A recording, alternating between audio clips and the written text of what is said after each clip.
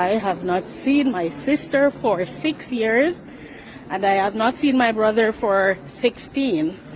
So this is really gonna be something else. I won't see my brother now. My sister is here to pick me up though.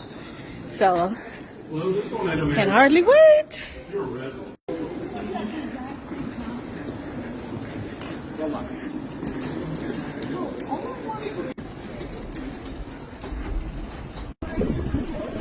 Oh.